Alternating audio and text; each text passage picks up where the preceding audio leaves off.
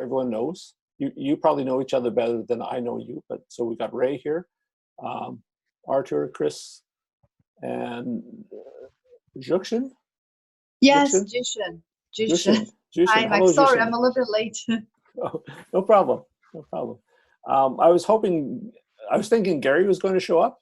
Maybe he'll show up a little bit later, but we can start, I think. So let me just give you a bit of background. Originally, we were planning to come out to the University of Saskatchewan next week and run a series of events. Some of them were with teachers from K through 12, because we've been working on a project to get some technology into the classrooms and help the teachers learn how to do computational thinking and get the students working with real data and trying to do some simple data analysis so they can start understanding why people use data nowadays in modern jobs, where you get data, how you do analysis of data, what are some of the computational tools that you can do for that. And then the plan was also to talk in the math department about how we've been using some of these computational tools in math classes and also in our math research. So that trip got canceled. And Gary asked me to go ahead anyways to deliver some information to the math department because you guys are all struggling, as we are, with this idea of how do we deliver courses online. So what I'm going to talk about is a tool called Jupyter Notebook, which I've been using for about 5 years in my lecturing. I've used it in-person, like in-class lectures, and I've also done it on a video conferenced class that we ran between the universities of Calgary, Alberta, Saskatchewan, Victoria, and I think SFU as well. So we had 5 universities with students from all 5 universities. The ones in Calgary were in the classroom with me, and everyone else joined by video conference. And so we used these Jupyter Notebooks, partly because it was an easy way to transfer information back and forth between me and the students, and partly because I find it a really efficient way of doing mathematics. What a Jupyter Notebook includes, it allows you to just write regular text, but you can also write computer code, typically in Python or R, although you can use other languages as well, but sort of the default is Python and R. And you can also include some pretty spiffy graphics. So let me first give you some links. Maybe I think I can copy this into the chat for us.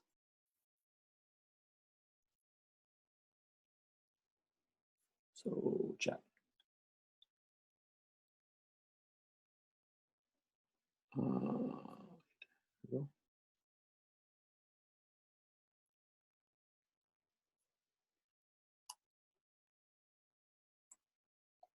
Okay, so here are 3 links. This is part of the syzygy project, which was started up with the Pacific Institute of Mathematical Sciences. Can I ask, have you guys seen syzygy before at Saskatchewan? Yes, actually, you gave a Jupyter Notebooks at when we had the PIMS YRC. Right, a couple of years ago, that's right. But not everybody was attending that. Okay. So this is what the syzygy thing that syzygy.ca, it's especially set up for you at the University of Saskatchewan. When you click on it, you get to log in using your University of Saskatchewan credentials. And it gives you basically a computational tool on the cloud. It's actually running on Compute Canada's hardware. And this lets you run the stuff without installing anything on your laptop. So you do need to have a fairly modern web browser like Chrome or Firefox or Safari. I don't particularly like Microsoft Edge. It has some problems with this stuff because they don't follow the usual web standards. So Chrome, Firefox, and Safari seem to work the best on that. And you log in, and then you can start using those resources. The second one, intro.syzygy.ca, is basically an online reference book that tells you how to use the resource. And then because this is based on the Jupyter technology, the third link there is all about Jupyter Notebooks. So rather than talking about it in the abstract, let me just quickly fire it up. I'm going to go on the University of Calgary site because I'm Calgary. I've got a Calgary ID. I don't have a University of Saskatchewan ID, so I can't log into yours, but I can log into mine, and I'll show you basically what we're looking at as this tool. So I'll start by sharing my screen.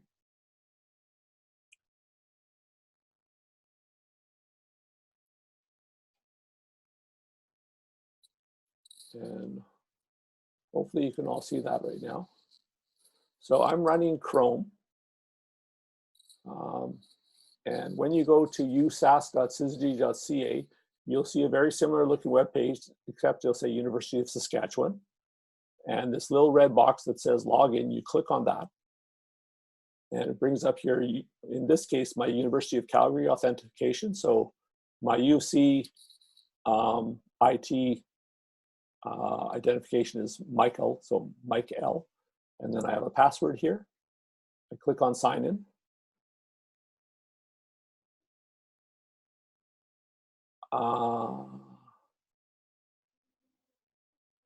Okay. This was working 15 minutes ago, so, that's really cool. Just give me a second.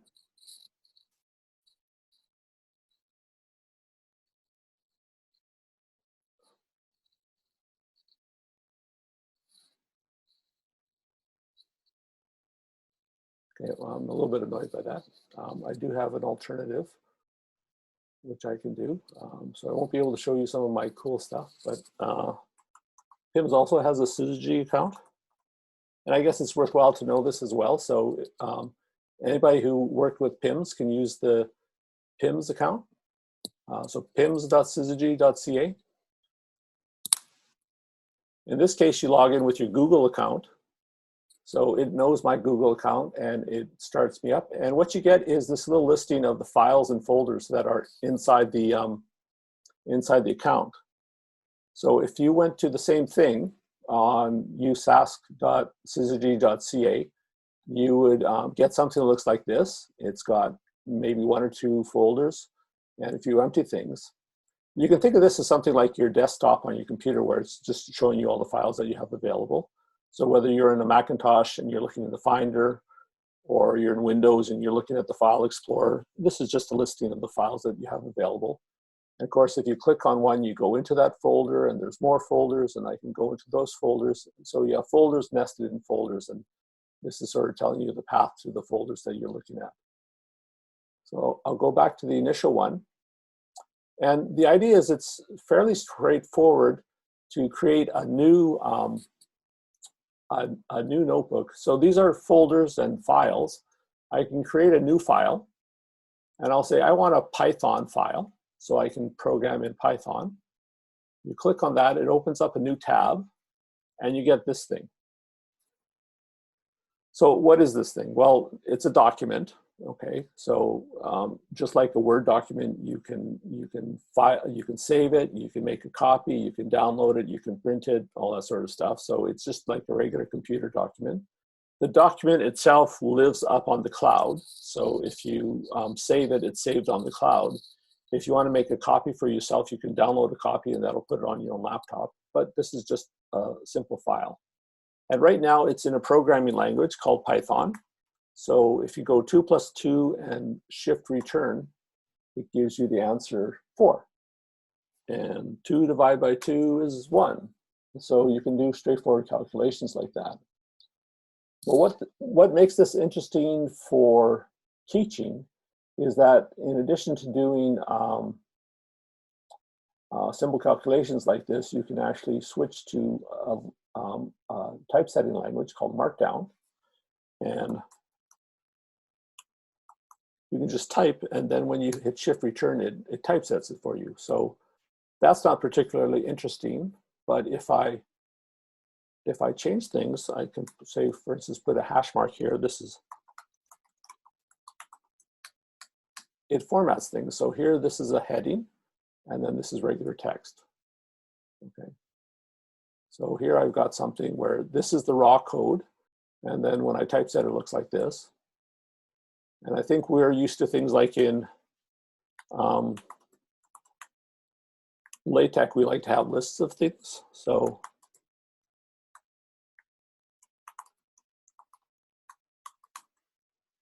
I can, oops, that was supposed to be a type.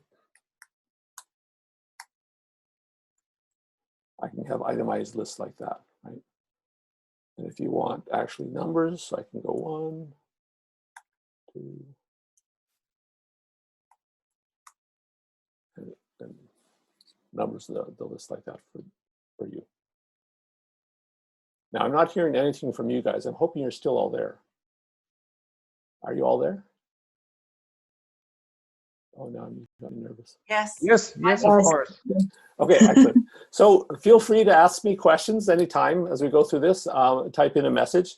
If I'm ignoring you, it might have something to do with the fact that sometimes I don't understand what Zoom is doing. But you can always pop on your microphone and say, hey, what's going on? So this is the basic idea. It's a very simple document. It lets you do some simple calculations, do some simple typesetting, but you can also do mathematics. So here is some, I can type.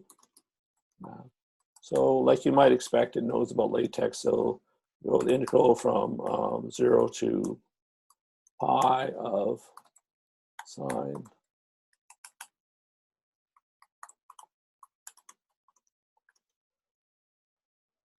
I think is equal to probably 1. Maybe it's 2. Oops. Oh, I forgot my closing things.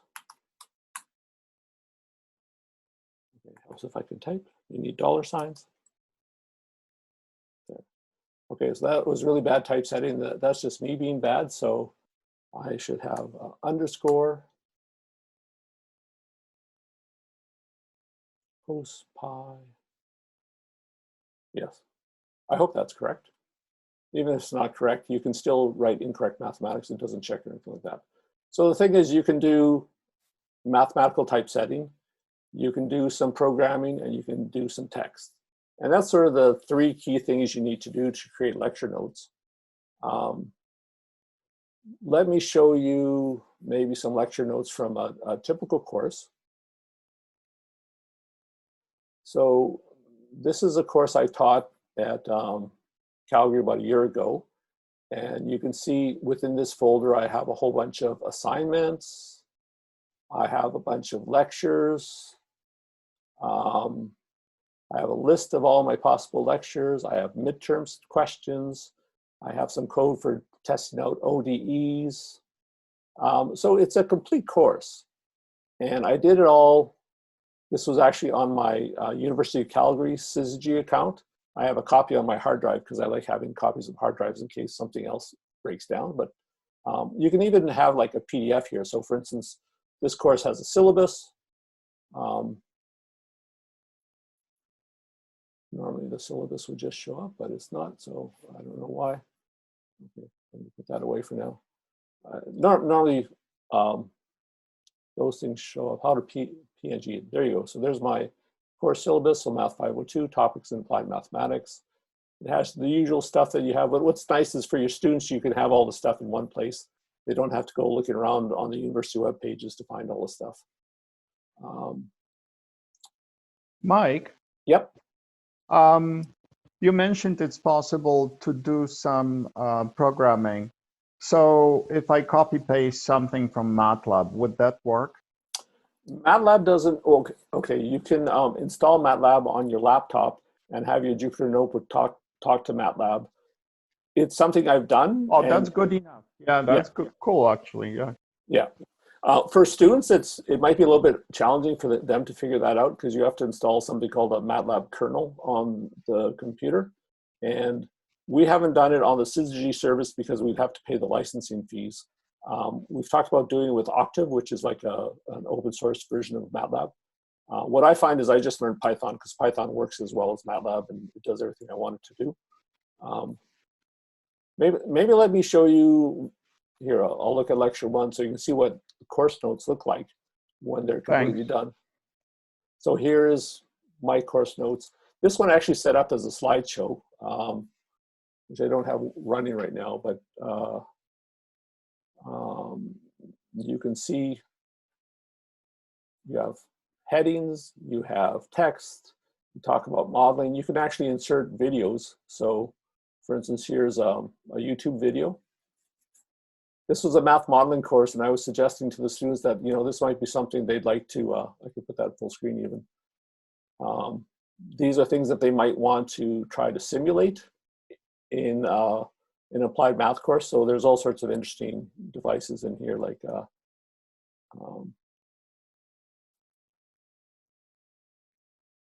give it a minute. This looks like a Giacometti sculpture. Yeah, it's a geokinetic sculpture. So these are all straight lines in there, despite the curves and stuff. So it's, I guess it's an example of a kind of conic section, not a conic section, a quadratic surface. So this is a hyperboloid, but on all the lines in the hyperboloid, they have little beads that they spin around. This is, you've probably seen these things in physics departments where you have it's a double pendulum, but it's set up in such a way that the motion becomes chaotic very quickly. So it starts doing things that look sort of understandable, and then it very quickly becomes quite chaotic.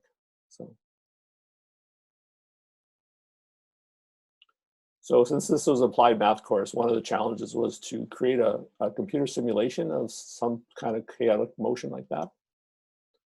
The point is you can very easily insert YouTube videos into your lecture notes, and then the students can watch all this stuff. Let me show you some other lecture notes, maybe something that has a bit more math in it. Oh, okay. Let's just go at random. Oh, that's a pretty lame lecture note. How about this one?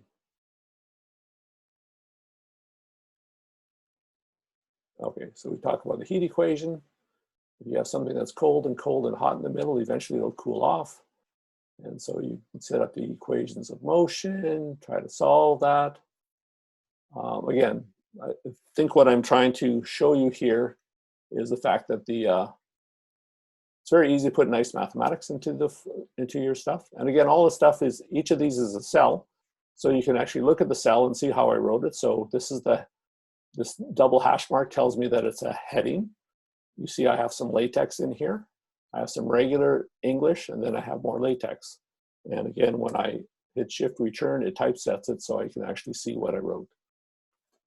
So again, very easy, very quick to fix. And for instance, if I look at this and say, oh no, I made a mistake, it's very easy in class to say, oh, I didn't mean sine, I meant cosine. And I can change that. So now my sine has become a cosine. And so that's kind of the beauty of this thing. If you've ever made lecture notes in regular LaTeX, you know it's hard to correct your notes in the middle of class because you have to recompose the whole thing. Here it's just fixing up one cell, and it's very quick to do that. I think in this one I didn't do any coding at all. But maybe that's the other interesting thing about this when you are teaching a class, is that you can actually code stuff. So for instance, here's lecture 20. And lecture 20, you can see I'm actually doing quite a bit more work here. So this is code. You can recognize that as code. And if you've done a bit of Python, you can see these are Python commands. And what they're doing is importing a bunch of Python toolbox items. So SciPy is what I use to solve differential equations. So ODE int is an ODE solver, so it integrates the ordinary differential equation. In this case, the challenge was to try to do a simulation of this guy.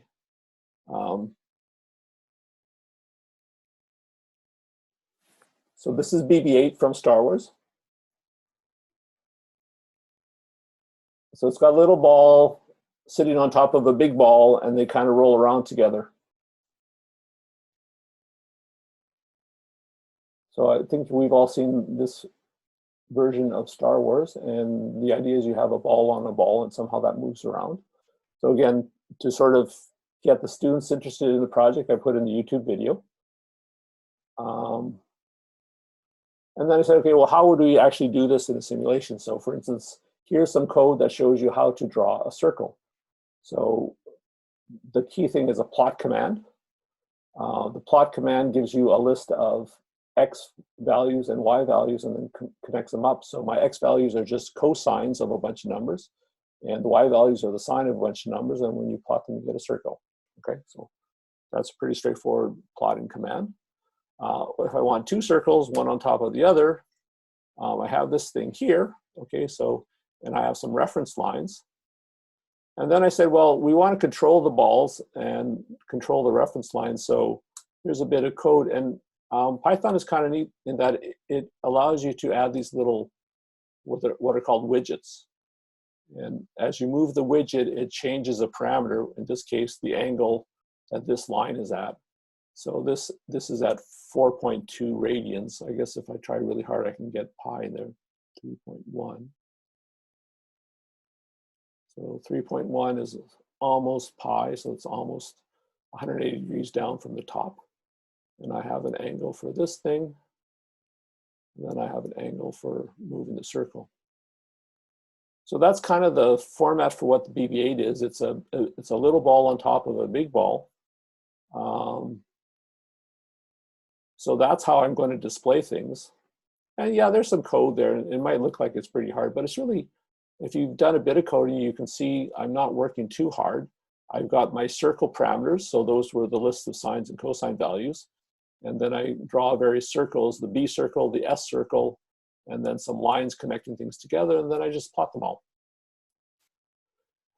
Then I start doing some mathematics. So there's some constraint between those angles. So if this ball is rolling on that ball, there has to be some constraint between these angles. Okay, and this is what you get here. Is these t's, you think of them as, think of t as like a theta. I could have used theta, but then it becomes a little bit harder in my code to always be writing theta, so I just call them t's. So there's a linear constraint on the angles because of the rolling. You can put those constraints into here, and then when you, maybe I'll start off at the top. Because of the linear constraint, only two angles are free. So here it's finally caught up. So if I move one thing, this moves the angle of the lower ball, and you can see the top ball tries to roll along with it. And then if I move T2, that just rolls the little ball. So now they're satisfying the rolling constraint, but there's still no kinematics in here. It's all just constraints. So then you find equations of motion. Again, I can do mathematics. So I can write down the formula for the kinetic energy, the formula for the potential energy, do the usual thing, you set up the Lagrangian and solve for the equations of motion with a constraint. And eventually you end up with a system of differential equations. I did a little bit of simplification, and because this is an applied math course, we talk about rescaling things so it's non-dimensional. And maybe this is the interesting part. So remember we had two arguments, a T1 and a T2, the theta parameters. So if this thing is starting to move, those you can set up a system of differential equations and solve it. This is all this thing is doing, is numerically solving the differential equations. So if you've done MATLAB or Python, ODE int, this thing that integrates the ordinary differential equations, it's just a numerical solver. It works quite well. You can plot the solutions like this, which are interesting. You can sort of see the behaviors of these things. So this is an angle. So the angle goes up, it speeds up, then it slows down, speeds up and slows down. And that's you sort of expect that because the balls, as they roll one on top of the other, as that ball rolls from the top towards the bottom, it's going to speed up, and then rolls back up to the top, it's going to slow down a bit. And eventually I came up with this little animation. Start at the beginning. The ball rolls down, it speeds up, speeds back up and down. And of course the bottom ball, the big ball on the bottom, the big blue ball, has to move as well. Okay, So that's kind of what lecture notes can look like when you're using the Jupyter Notebook. So again, it can have animations in it. It can have code. Sorry to interrupt, Yep. Michael. But so is this exactly what you would have shown to the students? Like In class, yeah. Okay. Yeah, that's exactly what I show in class. Now, you can do slideshows, so it can look more like a PowerPoint presentation. And it works okay, but I find with even real PowerPoint presentations, I don't like popping back and forth one slide at a time. I kind of like scrolling around so I can say, oh, here's some notes, here's some code. If I have to go back, I can go back. So I sort of prefer this format, actually. Now, how hard did I have to work on this? Okay, so this was one of the more complicated lectures. I already knew how to plot. I already knew how to do, how to solve an ODE numerically. So that part was relatively easy. Getting that animation at the end was probably more work than it was worth it. You know, like in some sense, as a mathematician, I'm pretty happy when I get the equations of motion. Okay, so I'm pretty happy when I go there. And I think in a regular math class, I would probably stop there. And then I say, and then you just solve it however way you want to solve it, whether that's numerical or not. So because this was an applied math course, I wanted to actually show them how to solve it numerically. And you can see there's not a whole lot of code to solve this thing. So the solver is this guy. And what it does is it takes essentially the formula for the right-hand side of the ODE, and that's this function here. And so you look at this and say, well, that's not a whole lot of code. And yeah, it's not a whole lot of code because the ODE that we were looking at, this is the simplified ODE. It's a second order ODE. It's really not that complicated, right? So these are the angles. This is a control. So the idea was eventually we're going to put a control system in here. But the actual ODE is just this part here. So it's really not that hard. And again, in a typical applied math course, I would plot this and say, okay, we're done. We've solved the system. We know that it all works and we're happy. But then that sort of has taken you so far away from the initial problem that you kind of forget what you're doing. So that's why I like doing this animation. So this is step by step what happened to the animation. So, you know, your N is basically your time step. So first time step, second time step, third time step. So the ball is rolling and it starts rolling faster as it gets towards the bottom. And the blue ball has to roll back in response to that. So, yeah. So in terms of, it does sort of change the way I lecture because I go further into the actual application and try to get a visual description of what's going on rather than stopping at this thing here and say, ah, there's our solution. Mike. Yep. I'm sorry. Can I digress a bit? So this is exactly a double pendulum. So I wonder if you have chaos there sometimes, or I'm missing something, because you showed us these two lectures. I started thinking, is there chaos with BB-8? Can he go into some kind of epilepsy? Yes, I think that's true. And what you can see here, this I1 and I2, it's those two parameters that are important. This is basically the rotational momentum of the two balls. And you tend to get chaos when those two things are close to the same number. So that's very cool. Yeah. So I think if I started playing with those numbers, I could probably demonstrate chaos at some point. So, because you want them to be able to exchange energy quickly back and forth. So I'm not, so my guess is if I put this at 4 and 4.1, I get something with chaos, but that might not be the actual answer. The actual answer might be, you know, this one has to be exactly twice that or something like that, but there's going to be some sort of relation like that. So a good point, good question. See, you should be in my class, then you could ask these good questions. I'm tempted actually to take your class. It would be fun. So let me,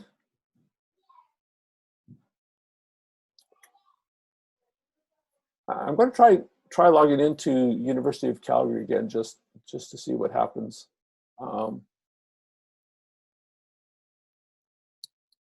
Because I'm really curious why that failed. But I also have some nice examples there. So if I could get in, it'd be great. Okay. I don't know why that stopped. So have you ever used R in Jupyter Yes, Notebooks? I have. Jushin's a statistician, and so she might be, if you haven't some experience with that, she might be interested. I'm guessing. Okay, it'll take about 30 seconds for me to show you the full extent of my experience with R. This is an R notebook. You can see it's R because here in the corner it says R. And then this, for instance, is 2 lines of R code. This picks 100 values from a normal distribution. So that's what R norm is. And then I plot a histogram. So this is live code. So 100 points from a normal distribution looks like this. And that doesn't look very normal. But if I change it to like 100,000, it runs really fast. And you can see the histogram looks more like a normal distribution. I don't know how big numbers I can go, but definitely it is R, and R runs. It's not as nice as RStudio. I know a lot of statisticians use RStudio. But the advantage over RStudio is your students don't have to install anything. They can just run this on their computer. So for instance, you go back here, when you say new, instead of taking Python, you can take R. And it opens up as a piece of R code. So now again, I really don't know much about R, but I know that 2 + 2 is still 4 even in R. And if I go like this, see, this gives me 10 numbers from a normal distribution. So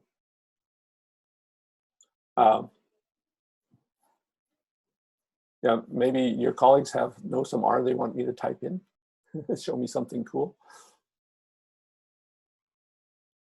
I don't know, are you still there, Jushin?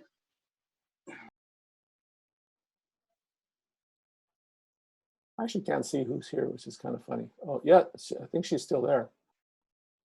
Jushin? She might not be in the room at the moment. Oh, right. So here's something that I've always liked doing.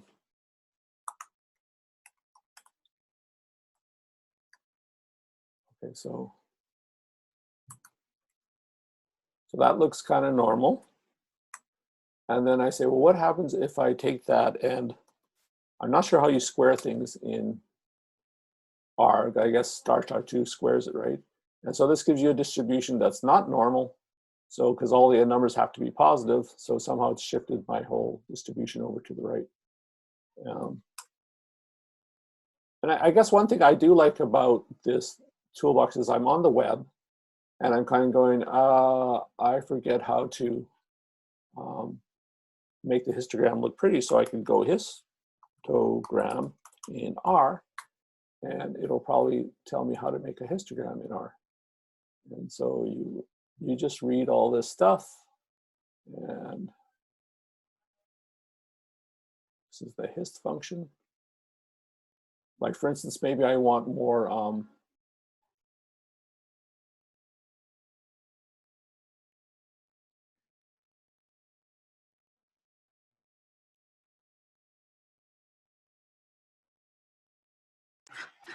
But switching between R and Python in the same notebook would be a problem. Yeah, you can't do that, unfortunately. Well, in principle, there is a way to do it. I just don't know how to do that. So I was trying to look at this and see, so the x-axis, breaks equal 5.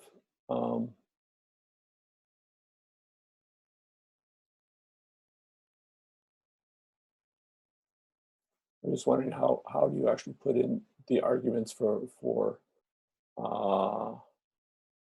like the number of bins or the breaks?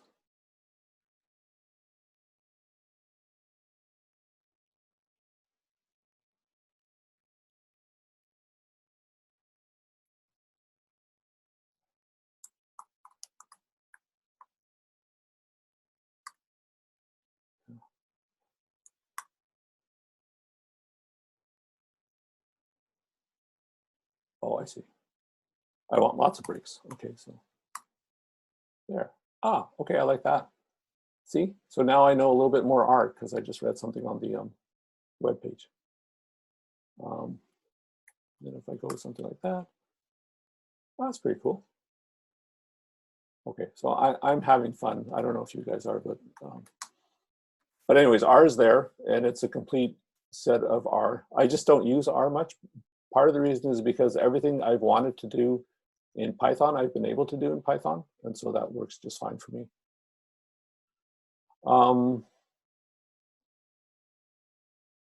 Maybe I should mention the slideshow version.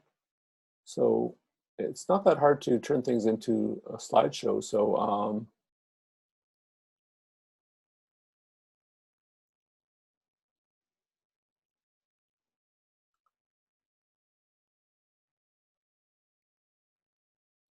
see, this thing switches it to slideshow, but right now every cell is just not a slideshow. So I'm trying to remember how to do that.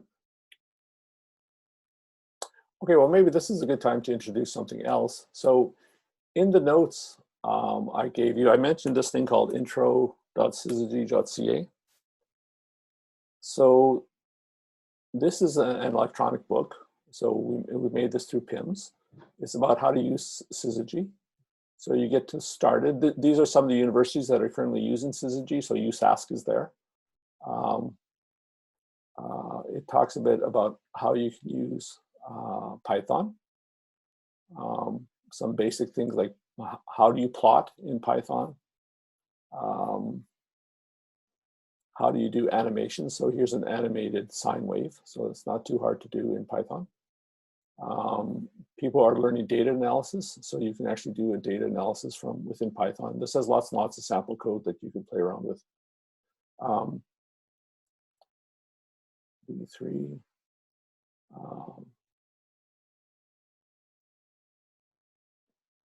D3 is just an interesting way of displaying data. Teaching with syzygy is kind of a good thing to learn about.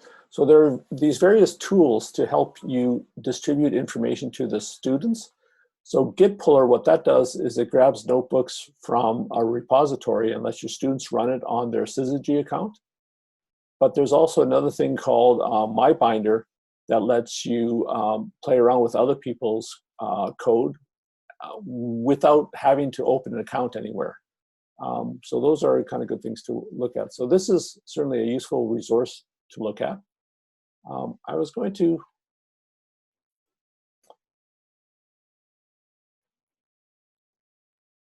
stop sharing for a moment because I wanted to show you a few other resources.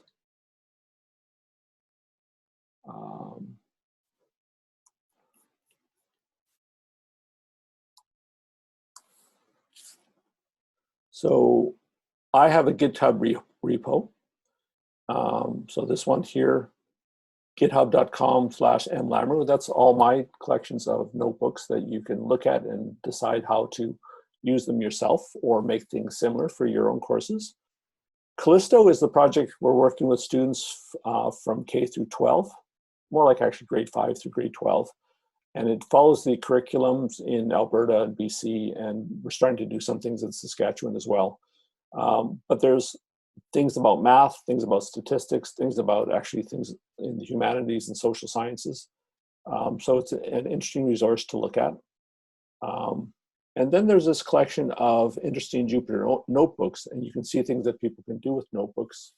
So maybe I'll share my screen again, open that up.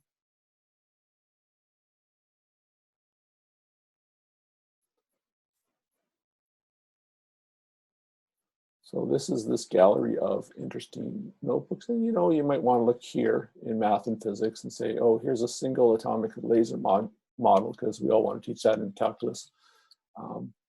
And you just click on it and it brings up a notebook. And so these are notebooks that— We're not seeing your screen. Oh, I'm sorry. Here we go. So maybe I'll go back a bit.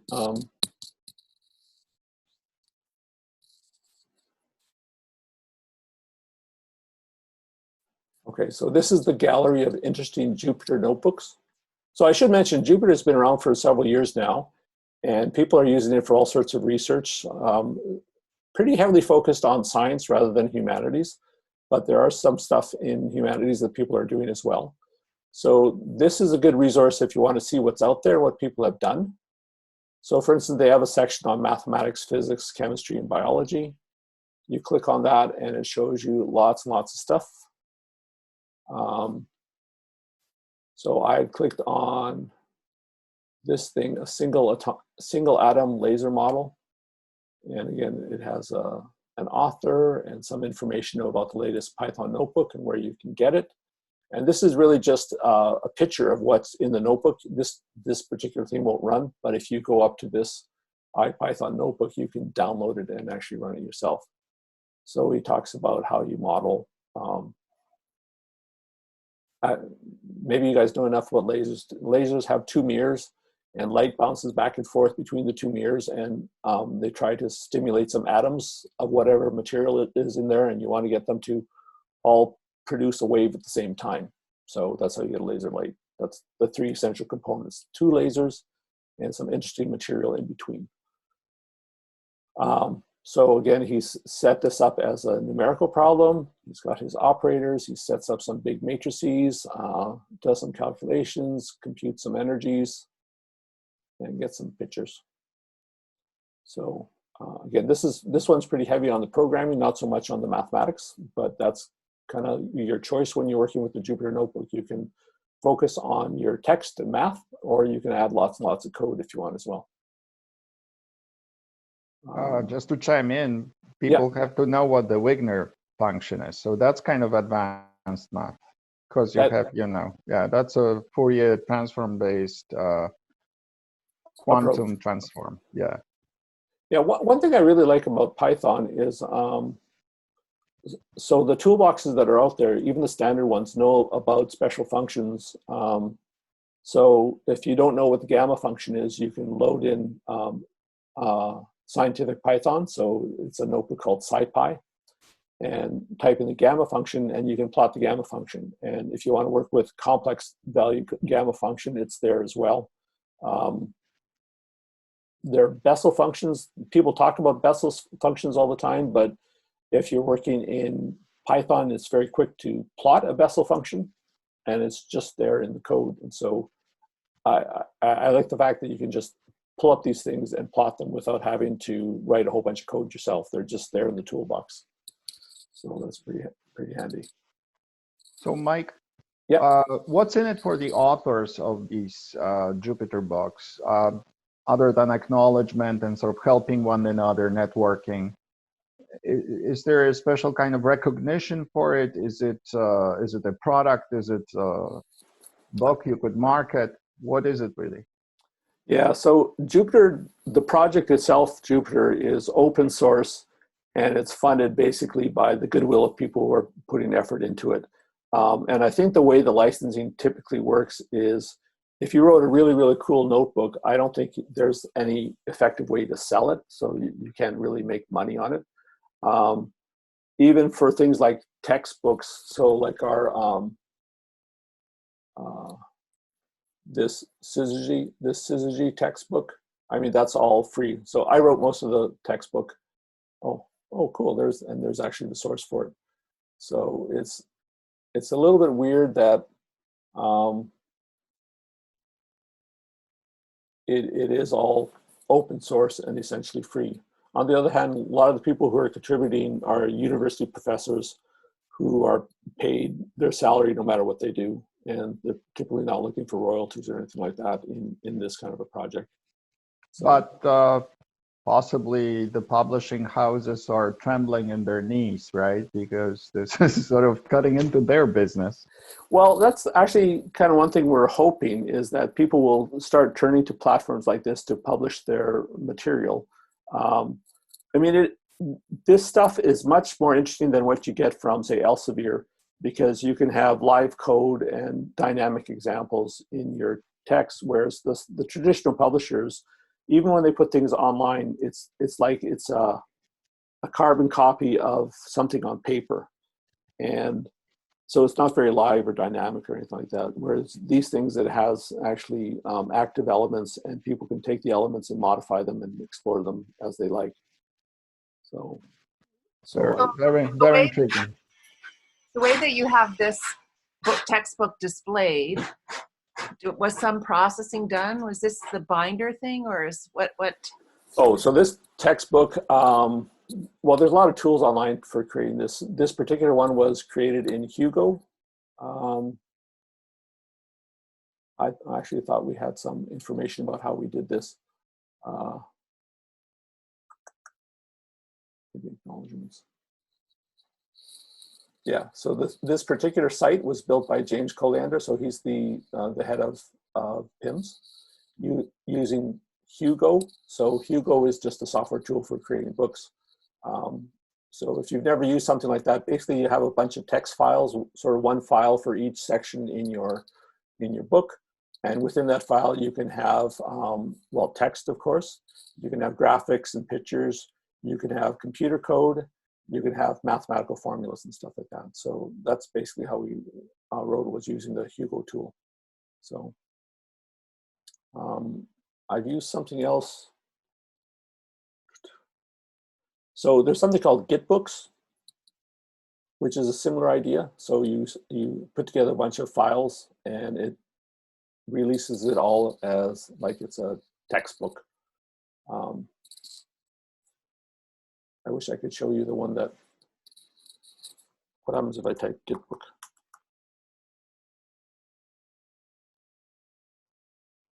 No, sorry, can't find it for you.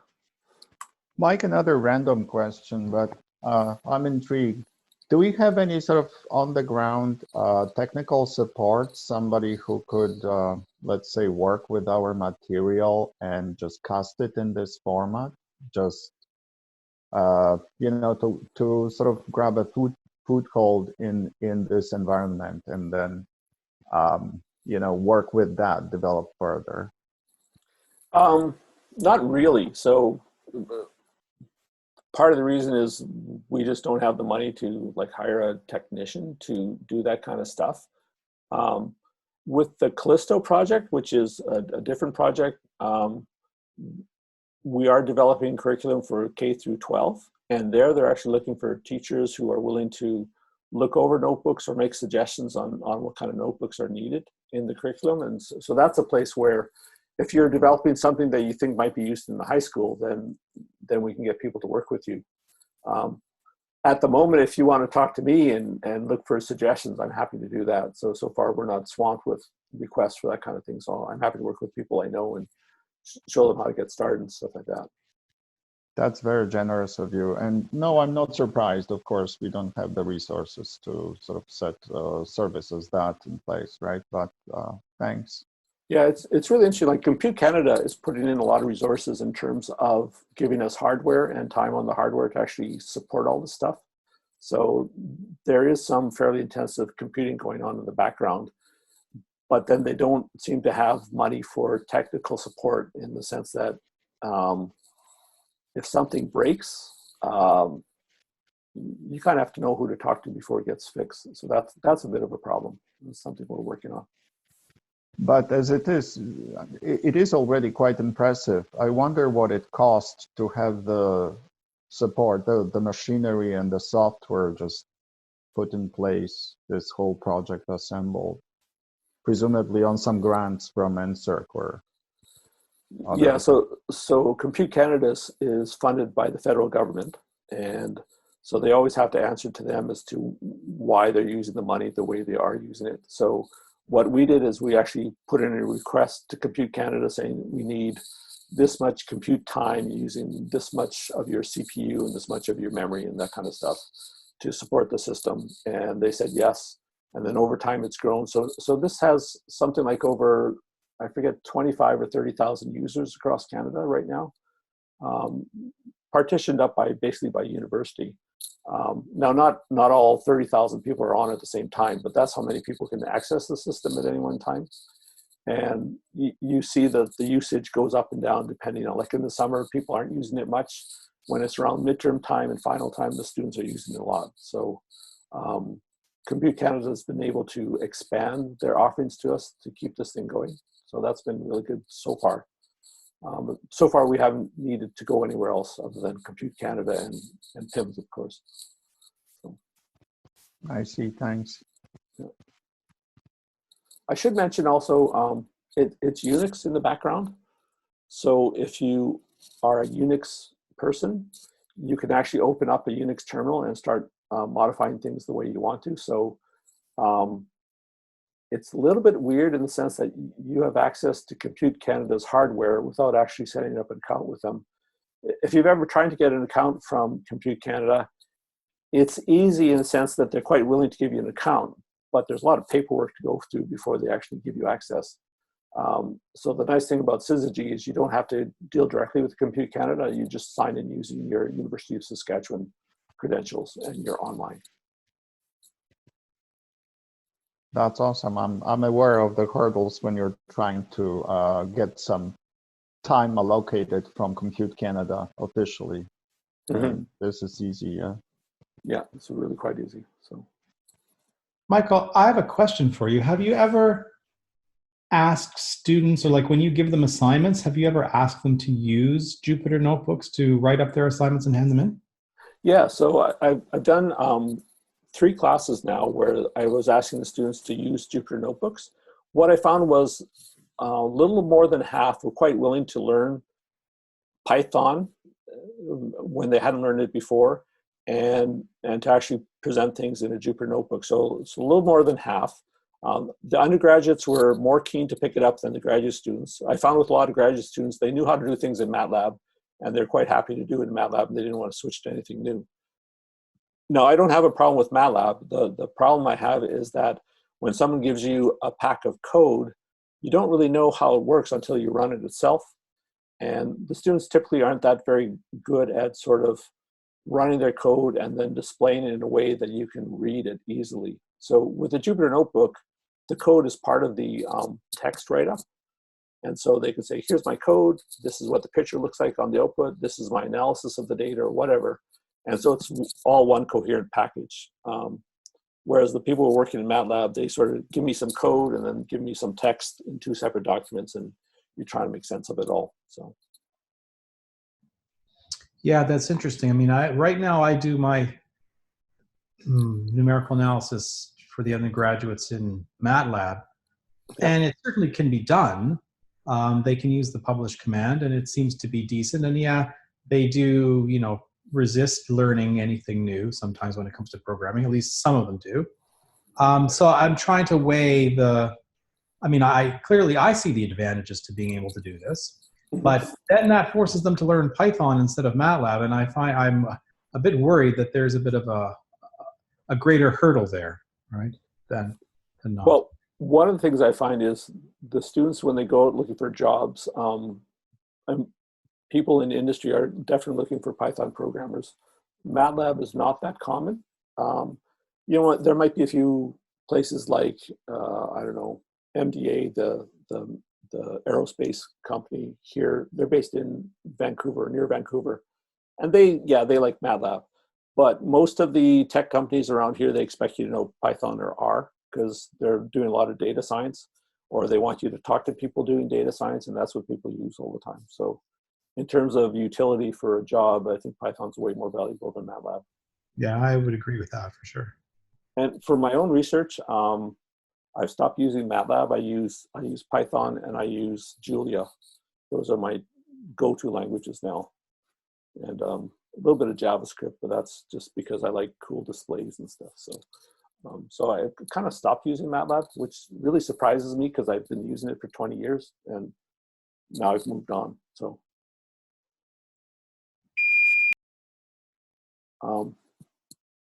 are there other questions? I think, were we aiming for an hour with this presentation? I mean, I've got more time, but I'm also aware you guys are all very busy. Now, I think it's been very helpful, and thank you for recording it. Maybe we'll place it somewhere. Maybe you have suggestions for us as to how to advertise the availability of a recording, because I think more people may wish to really learn from you. It's just that today, pretty much everybody's super busy. Right. I think through PIMS we can get this posted somewhere. So the recording is going to be sitting on my laptop right away. But I will talk to PIMS and see how we can actually post it somewhere, and then I'll send the link to all you guys. Yeah, Terrific. sorry. I would love to have, Michael, some of your pointers on how you get students up to speed with Python, then, for example, or what Okay. you've done in the past. Yeah. Let me mention one more thing. So we actually run a course for teachers, and we want them to learn a little bit of Python. And this is the kind of thing that maybe you guys want to try running through the course. So this is the Callisto project. So I just sent the a chat message. Callisto.ca is the project, and it talks a lot about developing notebooks for classrooms and stuff like that. In fact, we have 100 notebooks there that you can look at and play around with. A lot of them are mathematical notebooks, and they're quite interesting. But the second thing, courses.callisto.ca, that's an online course that teaches teachers something about computational thinking. And there's a module in there specifically on learning Python. So learning Python and learning Jupyter Notebooks. And that's a good way. You can point your students there. It's free. There's no time limit on, so they can go on and do it in a weekend or do it over a month or something like that. And they'll learn about Python. They'll learn about how to use a Jupyter Notebook. Okay, that's awesome. Thanks. Good. Okay, great. Well, thanks, everyone. This was quite interesting to try out. I wasn't sure how well it would go with Zoom and everything else mixed in, but it seemed to go okay.